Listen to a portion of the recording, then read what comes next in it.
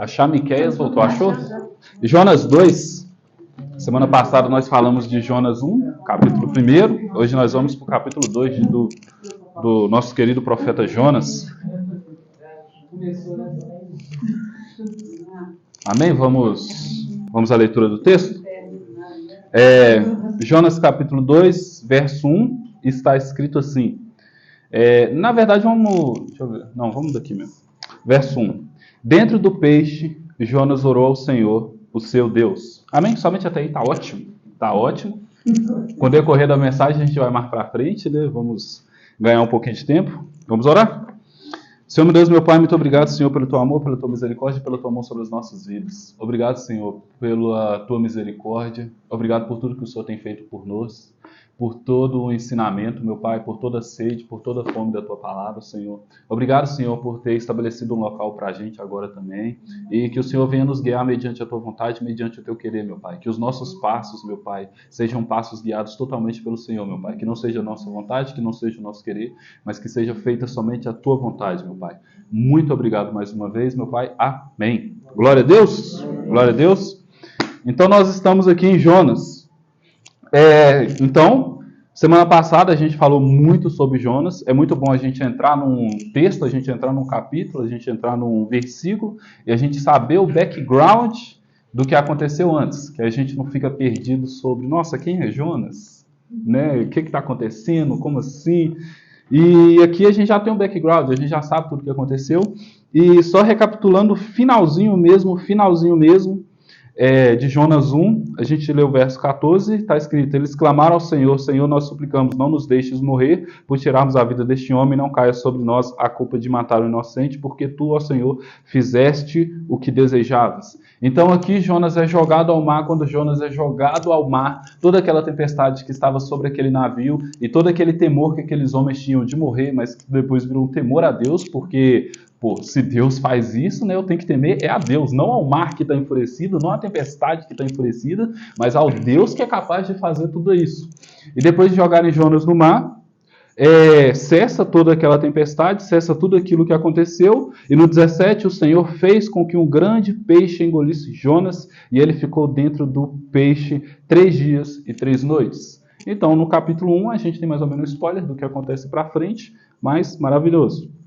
E aqui, começando o capítulo 2, ele recapitula o que acontece no 1, que é dentro do peixe, né? E aí vem um pouco mais para frente, Jonas orou ao Senhor, o seu Deus. Então nós temos um profeta que não queria levar a mensagem. Nós temos um profeta que não queria cumprir a obra do Senhor. E algo que talvez eu não falei na semana passada, mas que eu deveria ter falado, que Jonas é o profeta que leva a mensagem para uma nação que não é Israel. É o profeta que leva a mensagem que não é para uma nação que não é Israel. Porque eu acho que eu esqueci de falar isso é muito importante. Isso é muito importante. Porque todos os outros profetas que foram levantados levaram a mensagem para Israel. Eles podem ter atingido os gentios de alguma forma com as mensagens deles durante o tempo que eles estavam vivos, mas Jonas não. Jonas foi mensagem para Nínive, Jonas. Você tem que levar uma mensagem para Nínive. Você tem que levar uma mensagem para acho que é os assírios, né? Nínive eu acho que é os assírios. Você tem que levar uma mensagem para eles. Então, Jonas, ele sofreu com o ataque aqui é o norte, né? Então é a Síria. Ele sofreu com o ataque da Síria. Ele viveu todo o terror de sofrer um ataque, já que aqui é o reino do norte, o reino do sul foi atacado pela Babilônia. Ele sofreu com todo esse ataque, então a terra dele foi devastada. Inúmeras coisas horríveis aconteceram, que nós sabemos que acontece numa guerra, que a gente sabe que acontece quando um povo ataca outro povo. Naquela época ninguém entregava rosas, colocava rosas assim no canhão da arma, né? A gente sabe muito bem que era pataca atrás de pataco. E Jonas, ele viveu isso. E aí, imagina você, na sua infância, apanhando da pessoa. Aí quando você fica adulto, quando você cresce, você tem que ir até essa pessoa e demonstrar um perdão. E não somente demonstrar um perdão, mas demonstrar um amor que além de qualquer coisa. Então, Jonas, ele sabia que a mensagem que ele ia levar para Nínive era uma mensagem dura, era uma mensagem ruim, era uma mensagem de condenação. Porém, Jonas, ele tinha um Deus. E Jonas, ele conhecia esse Deus. Jonas, ele sabia como esse Deus agia. Jonas, ele não era menino, não. Ele sabia muito bem como esse Deus funcionava. Então, Jonas, ele viu destruição. Jonas viu morte. Jonas viu o seu povo sofrendo. Jonas viu as pessoas próximas a si sofrendo. E aí Jonas olha e fala, eu tenho que levar uma mensagem para aqueles que estão causando a dor do meu povo. Eu tenho que levar uma mensagem para aqueles que me traumatizaram. Então, Jonas, ele... Porque talvez eu estou falando isso tudo aqui, recapitulando, porque talvez semana passada a gente tenha simplificado muito a dor de Jonas. Porque o nosso grande problema, lendo a Bíblia, é simplificar as dores dos profetas, simplificar a dor de Israel e simplificar a dor das pessoas que fazem parte da história. Porque imagina você traumatizado com algo horrível que aconteceu na sua vida, tendo que demonstrar amor. Quantas pessoas simplesmente não conversam mais com as outras, ou quantas pessoas não simplesmente desejam a morte das outras pessoas por causa de um trauma, por causa de uma dor. Se a gente for ver, a maioria dos filmes hoje em dia são filmes que se tratam de vingança, porque a vingança move as pessoas. A vingança move o ser humano. É muito difícil o perdão mover o ser humano da mesma forma que a vingança move o ser humano. Se Deus falasse para Jonas, Jonas, eu quero que você, dentro de Israel, eu quero que você, dentro deste povo, encontre 400 homens. E com esses 400 homens, vocês vão rumar até Nínive e vão destruir Nínive. O livro de Jonas seria totalmente diferente. Seria totalmente diferente. Se o Senhor tivesse levantado Jonas como um guerreiro para a batalha diante ao inimigo, o livro seria totalmente diferente. Da mesma forma, se o Senhor nos levantasse como guerreiros, com espadas, para atacar todas as pessoas que nos ferem, provavelmente o evangelho seria muito diferente. É muito mais fácil você viver um evangelho de cruzadas, e quem sabe o que são as cruzadas, que são aqueles povo que pegou espada, escudo e foi até os judeus para matá-los. É muito mais fácil viver esse evangelho de morte, esse evangelho de sangue, porque a minha fé é correta, do que viver um evangelho do eu perdoo quem me agrediu. Eu perdoo quem me machucou. Eu perdoo quem me feriu. Eu vou levar essa mensagem, porque eu conheço o Deus que eu sirvo, e eu sei que o Deus que eu sirvo é um Deus misericordioso e compassivo e tardio em ira-se, e porque Ele é assim, Ele vai salvar aquelas pessoas. É difícil levar essa mensagem. É difícil pregar para quem nos machuca. Então, repetindo mais uma vez, eu estou recapitulando isso porque talvez a gente simplificou Jonas. E a gente não pode simplificar Jonas porque Jonas representa Israel. Jonas representa Israel. Porque Jesus não foi aceito? Porque Jonas representa Israel. Jonas representa Israel. E talvez se Jonas estivesse na mesma época de Jesus, Jonas ia olhar para Jesus e falar, que? Um cordeiro? Não é isso que eu estou esperando contra Roma. Não é isso que eu estou esperando contra Nínive. Não é isso que eu estou esperando contra a Babilônia. Não é isso que eu estou esperando contra os assírios. Aos meus inimigos, morte. Não salvação. Jamais salvação. Morte. Então, meio dramático, mas esse é Jonas.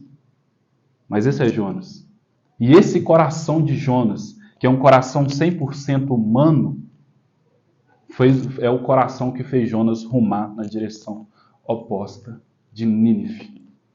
E esse coração humano é o mesmo coração que está dentro de mim, que está dentro de cada um de vocês.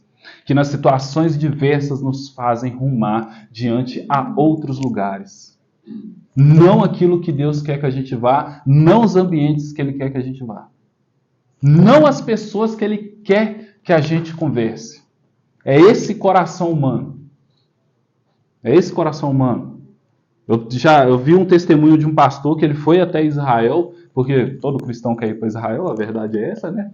Ele foi até Israel e ele falou que os judeus eles passavam correndo perto dos gentios, porque nós somos imundos, nós somos sujos. É o mesmo coração ainda desses judeus, é o mesmo coração de Jonas. É o mesmo coração humano. É o coração de Israel. Então Jonas ele representa muito bem Israel. Ele representa muito bem aquele povo. Ele representa muito bem a cisão que tem quando Jesus chega para conversar com aquela mulher samaritana naquele tanque de Betesda, ao qual ela vai de questionamento em questionamento em questionamento. Porque não é correto você estar aqui, não é correto você estar aqui nesse horário, porque você é homem, você é judeu. Nós somos diferentes. E porque nós somos diferentes, eu não quero ouvir a sua mensagem. E Jonas, no lugar dela, Jonas, se estivesse no lugar de Jesus, diria: pois é, eu não quero levar essa mensagem para você também. Eu não quero levar esse evangelho para você.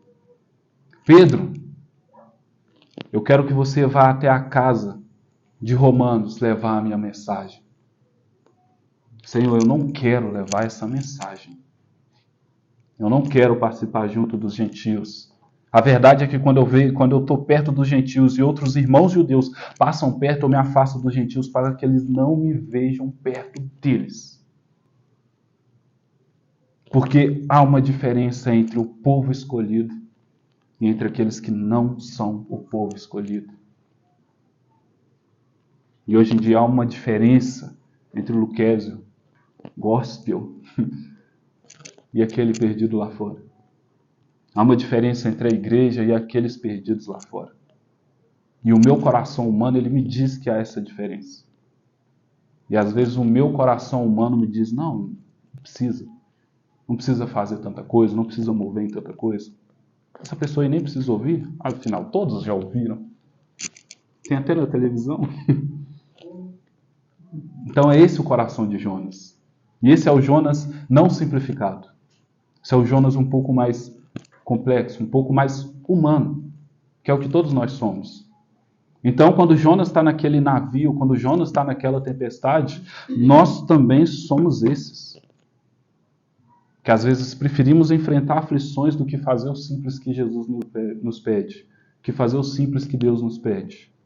Às vezes nós preferimos a aflição a simplesmente dizer: não, é verdade, Senhor, eu tenho que ir lá, mas o meu orgulho está me matando, o meu ego está me cutucando, mas eu tenho que fazer isso.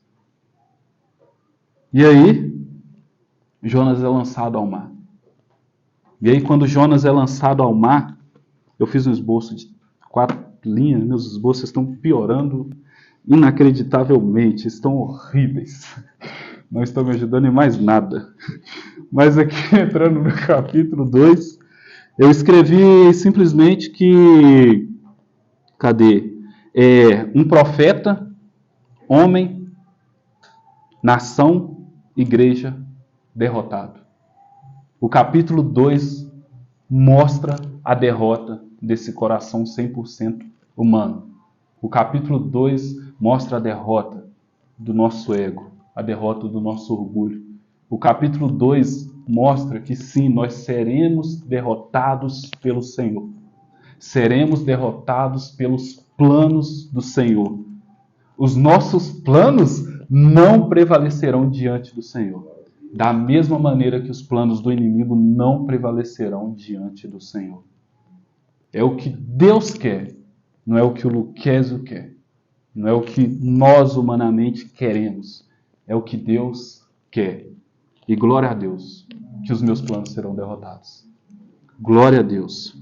Então, no capítulo 2, verso 1, está escrito: dentro do peixe, Jonas orou ao Senhor, o seu Deus. No capítulo 1 que nós lemos, passamos de novo por ele, Jonas não orou ao Senhor. Jonas não falou com o Senhor. E isso é bom, esse primeiro verso, para nos dizer: você está no caminho errado porque você não está conversando com Deus. Você está tomando escolhas erradas porque você não está falando com Deus. Mas eu sei o propósito. Mas do que adianta você saber o propósito se você não está conversando com o dono do propósito? Se você não está se alinhando com o dono do propósito? Se você não está se alinhando conforme o desejo do dono do propósito? Gente, todo mundo sabe qual é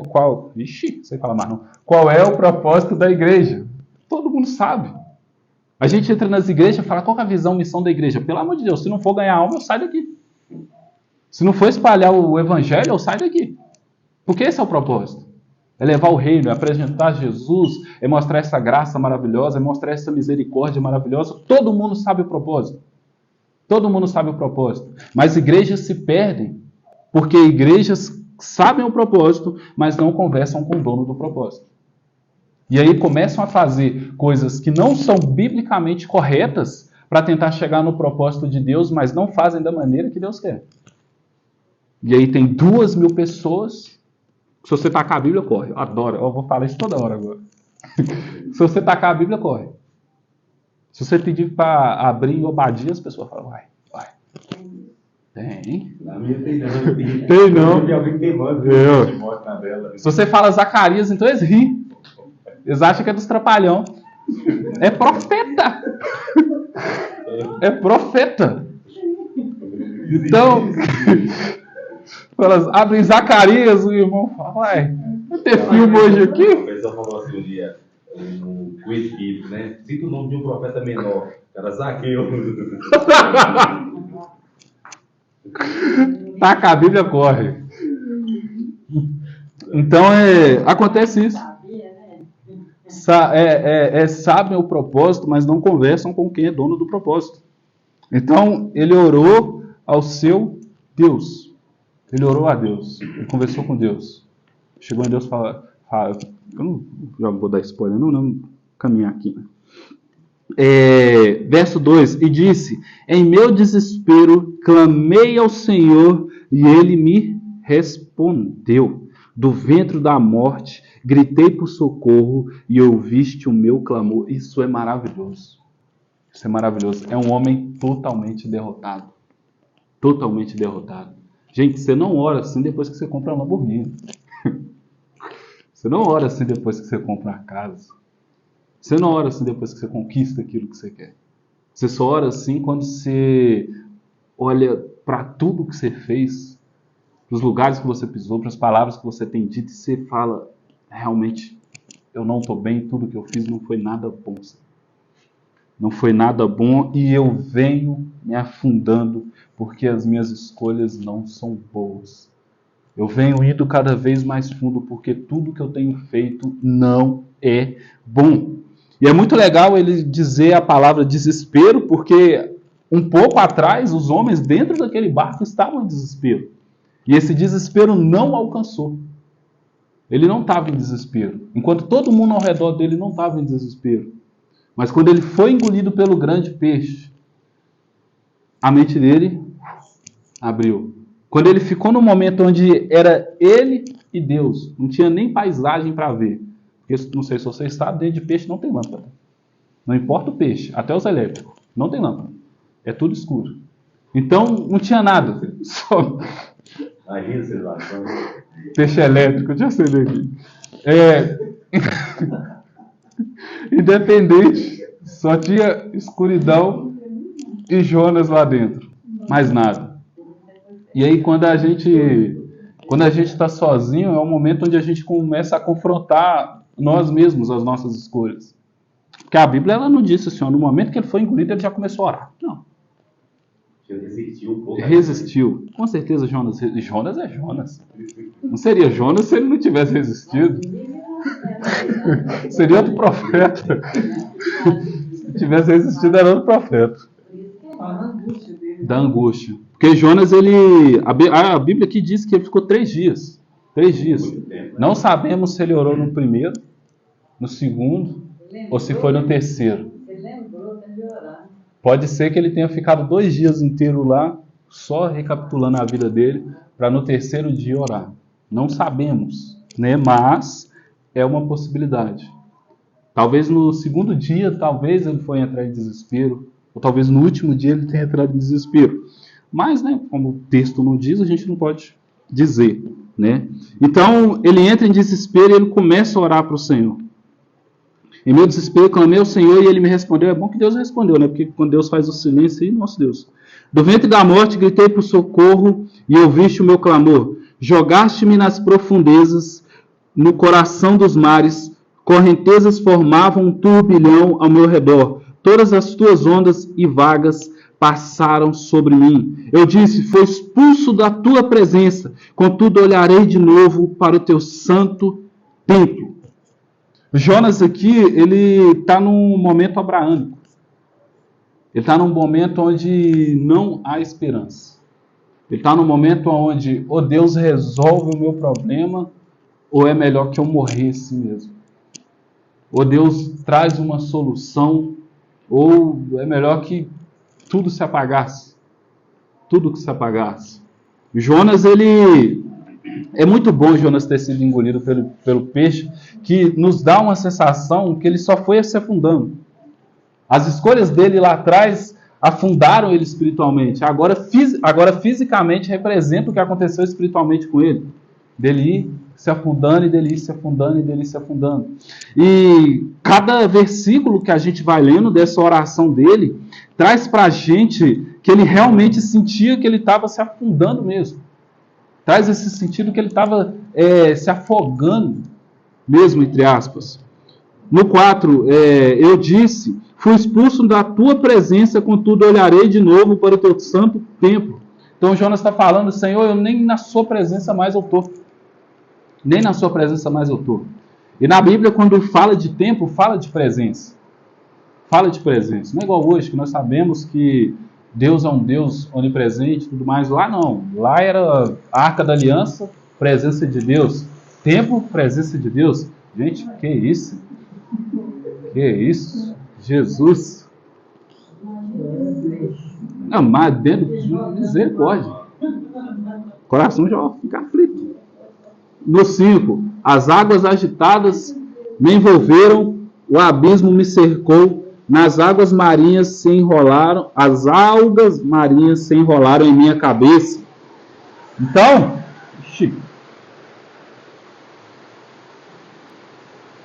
chuvão, viu?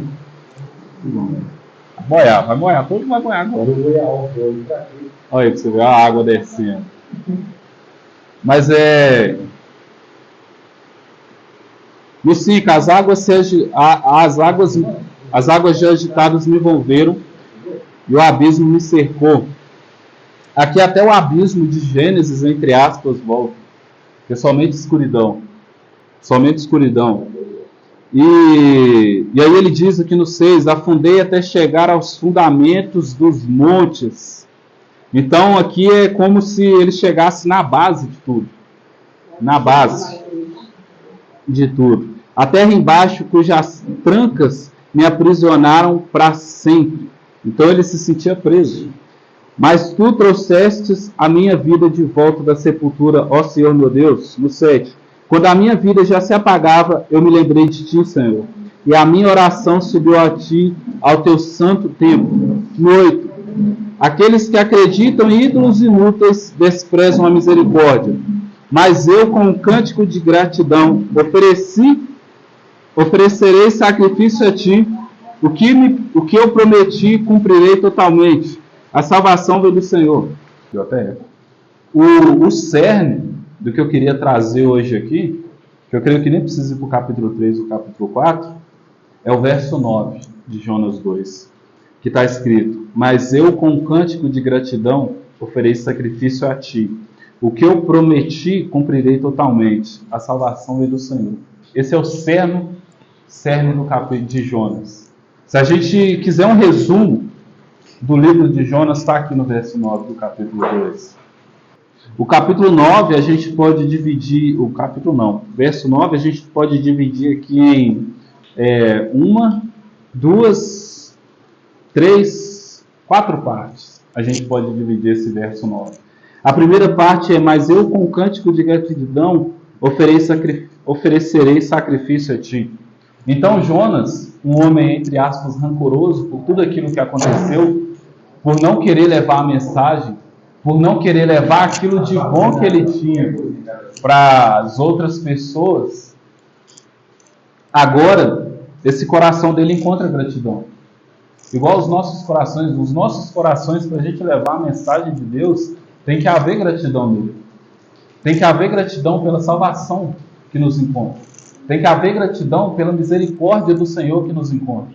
Tem que haver gratidão por Deus ter nos escolhido, por Deus ter nos encontrado. O coração de Israel deveria ser um coração totalmente grato. totalmente grato ao Senhor, por tudo que o Senhor fez para eles, por eles terem sido escolhidos. O coração deles deveria ser grato. E o coração da igreja deve ser um coração grato ao Senhor. Mas o que a gente passa tempestades, gratidão, porque o Senhor está ali. Porque o Senhor se faz presente ali. Porque o Senhor, em meio à tempestade, Ele nos dá uma solução. O Senhor nos dá uma forma de sair dali nele. Então, em nós deveria ter essa gratidão e deveria ter esse cântico de gratidão. Então, uma coisa é você agradecer, outra coisa é você cantar grato. É cantar grato a tudo aquilo que Deus faz. A tudo aquilo que Deus faz pela gente. Oferecerei sacrifício a ti. É o homem que sabia o que tinha que ser feito para que a tempestade cessasse. Um sacrifício. Ele deveria se sacrificar por aqueles homens naquele barco, para que aquele barco não fosse destruído. Mas ele mesmo não ofereceria esse sacrifício pela vida daquelas pessoas. Da mesma forma que nós, homens, nós pessoas aqui, não ofereceríamos sacrifício pelo mundo todo como Jesus ofereceu. Mas a gratidão fez o coração dele se mover para um sacrifício. Esse Jonas que está falando aqui nesse capítulo 2, nesse verso 9, seria um Jonas que no capítulo 1 pularia do barco. Seria um Jonas que diria, gente, essa tempestade que está acontecendo aqui, não precisa tirar nada do navio. Nada. Porque eu sei a solução disso. É um sacrifício para Deus. E eu mesmo me jogo aqui. Eu lembrei do mesmo do Chaves. Me jogo. E eu mesmo me jogo. Eu mesmo me sacrifico para que vocês sejam salvos. Uma igreja linda é uma igreja que se sacrifica para que as pessoas sejam salvas. É uma igreja que se sacrifica para que o evangelho seja levado. Gente, quantas pessoas não foram enforcadas, quantas pessoas não foram queimadas, quantas pessoas não foram baleadas, quantas pessoas não foram afogadas para que esse evangelho não fosse levado?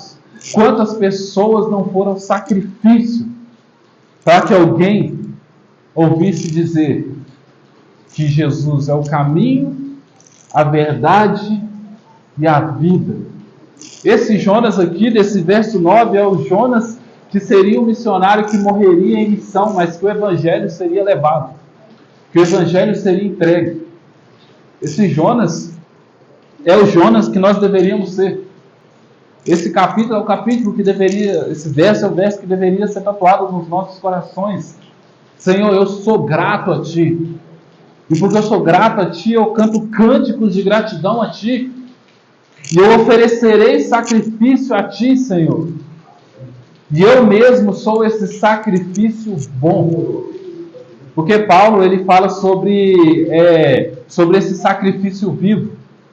E o sacrifício vivo é você pegar o porco, ou sei lá qual outro animal, jogar no fogo enquanto ele está vivo e tacar fogo. Isso é um sacrifício vivo.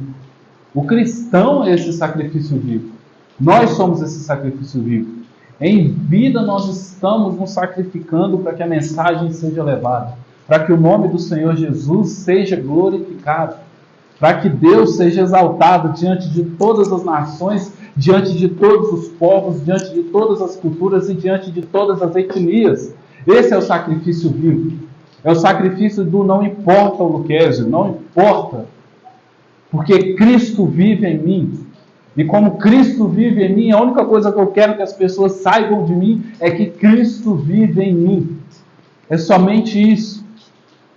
Esse é o sacrifício que Jonas está falando aqui. Eu sacrifico a Ti. Oferecerei sacrifício a Ti. E aqui ele vem.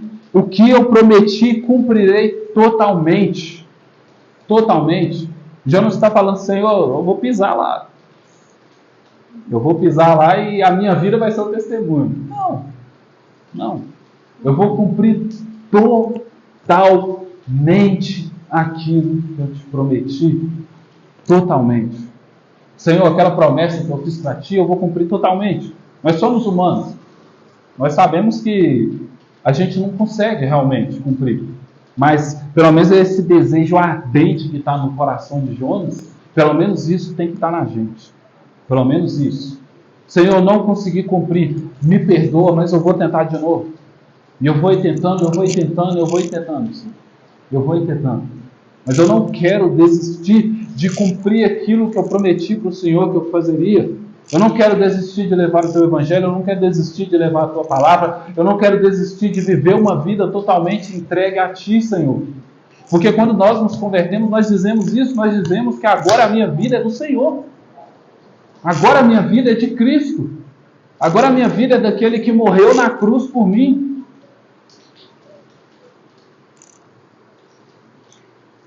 E aqui no final a salvação vem do Senhor. Essa é a melhor confissão que Jonas poderia fazer. A melhor confissão que Jonas poderia fazer. Mas aqui no verso 9, no final, né, que seria o quarto ponto agora. Não sei fazer 4 mais não, 4 pontos. 4, o quarto ponto que seria agora seria a salvação vem do Senhor. Não teria outra afirmação melhor para Jonas fazer nesse momento. Melhor. Porque talvez Jonas, na incompetência humana dele, ele pensou, se eu não for lá, eles não vão ser salvos. Se eu não fizer tal coisa, eles não vão ser salvos. E talvez a gente, na nossa arrogância humana, a gente também pensa isso. Se eu não fizer, não vai acontecer, ninguém faz. Ninguém faz. Se a gente não pregar, ninguém vai pregar. Se a gente não tentar levar essa salvação para lá, ninguém vai levar. Gente, Deus arruma um jeito. Deus arruma um jeito. Não existe aquele negócio de que é meu. É meu. Nessa mensagem que eu estou ministrando aqui é minha. Se um cara ver isso no YouTube, quiser anotar os pontos tudo e pregar, é dele. Amém? Não tem nada nosso. Não tem nada nosso. E principalmente, a salvação não é nossa. A salvação não é nossa. A salvação não depende da gente. Nem a nossa própria salvação literalmente depende de nós. É dom de Deus. É somente o Senhor e é somente por Ele. A salvação vem do Senhor. Somente do Senhor. Somente dele. E independente de como nós agimos, se o Senhor quiser nos usar, Ele vai nos usar. Ele vai nos levar para o lugar que Ele quer que a gente vá. Independente. Então, às vezes é melhor a gente ir mesmo do que a gente ficar negando. O que vai acontecer? A salvação vem do Senhor. Ontem o Girlan ele ministrou sobre a justificação. E o que o Girlan ministrou ontem encaixa muito bem aqui nessa parte final do versículo. É Deus que faz tudo. Nós temos a responsabilidade humana de fazer muita coisa, mas a salvação é somente por Ele. Somente por Ele. E tentando caminhar um pouquinho mais para frente, mas não entrando nos outros capítulos, aqui no capítulo 2, o peixe vomita Jonas em terra firme. No 3, ele vai lá para Nínive pregar a cidade de Nínive. Diz que a cidade era muito grande, que demorou 3 dias para percorrer a cidade. A mensagem dele foi muito simples mesmo. Ele ministra, o pessoal de lá faz um jejum para não ser destruído. E quando Jonas vê e percebe que o povo não vai ser destruído, porque o coração deles foi transformado por Deus, aí chega o capítulo 4, verso 3, onde ele se ira com o Senhor. E eu estou querendo chegar lá porque no capítulo 1, Jonas tem esse coração ruim. Jonas tem esse coração que quer se afastar do propósito de Deus porque ele não concorda com o propósito de Deus. E aqui no capítulo 2, hoje eu quis trazer que esse coração ele foi quebrantado. Que esse coração, houve uma mudança nele. Que Jonas, ele no capítulo 1, ele é um homem que o orgulho dele não permitiu ele levar a mensagem do Senhor. No capítulo 2 agora, Jonas é um homem que ele está quebrantado. E porque ele está quebrantado, ele diz, Senhor, eu vou fazer, Senhor, eu vou levar. Senhor, a salvação vem somente pelo Senhor. E é um homem que ele está, entre aspas, no fundo do poço agora. E no capítulo 3 ele cumpre o que ele quer fazer, mas no capítulo 4, Jonas nos mostra que ele é humano, que ele é um homem, que ele é uma pessoa. E essa oscilação que acontece no capítulo, nesses 4 capítulos aqui de Jonas, é uma oscilação que pode ocorrer com a gente também. que pode ocorrer com a gente. No começo eu não quero, ou talvez no começo eu quero sim, eu quero fazer sim, Senhor. Mas que lá para o meio, já não sei se é isso mesmo que eu escolhi, Pai. Já não sei se eu concordo mesmo com isso que eu escolhi.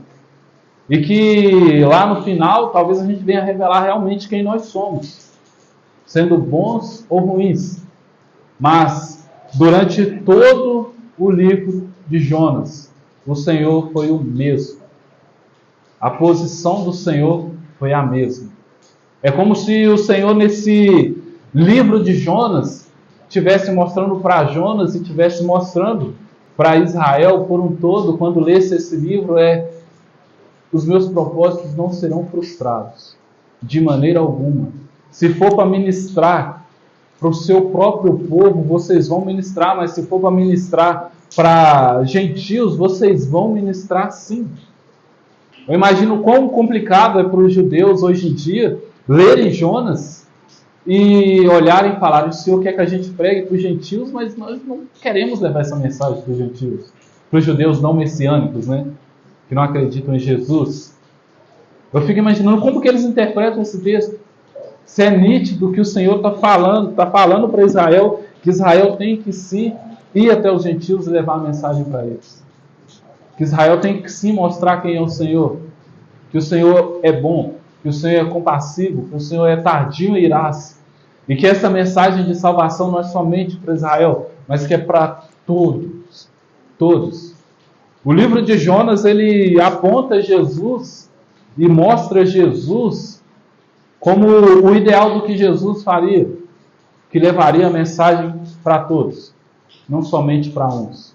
Que esse evangelho seria levado para todos, não somente para alguns. E principalmente que o evangelho seria levado não somente para as pessoas que gostamos e para as pessoas que amamos, mas seria levado também até para aqueles que nós odiamos. Para todos. Para todos. Independente se nós estamos no capítulo 1 aceitando, não aceitando. Independente se nós estamos no capítulo 2 quebrantados e aceitando com todo vigor isso. Independente se nós estamos no capítulo 3 cumprindo aquilo que o Senhor quer que a gente cumpra. Ou independente se nós estamos no capítulo 4. Senhor, eu odeio o que aconteceu. Mas o Senhor, Ele ainda é Deus. Ele ainda é misericordioso. E os planos dele não é frustrado de maneira alguma. Mas é isso. Esse é o profeta Jonas. É o profeta que conversa muito aos nossos corações, independente da época que nós leremos isso, independente do momento que a gente vai ler isso, seja como igreja, seja como pessoa. É alguém que oscila sim nas suas decisões, mas que é alguém que mostra a soberania de Deus poderosamente. Soberania de Deus poderosamente. Tanto arminianos como calvinistas dão as mãos nesse livro, porque não tem como negar. Que é somente Deus, é somente por Ele. Nada mais, nada menos. Amém? Então vamos orar. Senhor meu Deus, meu Pai, obrigado, Senhor, pela Tua mensagem, obrigado pela Tua palavra, obrigado pela Tua misericórdia, pela Tua mão sobre as nossas vidas, Senhor. Obrigado por essa noite, meu Pai, por poder ouvir um pouco mais da Tua palavra, meu Pai, sentir a Tua presença e mover o Teu Espírito Santo, meu Pai. Obrigado, Senhor, por nos mostrar, meu Pai, que mesmo diante das dificuldades, mesmo diante de tudo, meu Pai, o Teu Evangelho, o Teu desejo, meu Pai, o Teu propósito, meu Pai, não é frustrado, Senhor.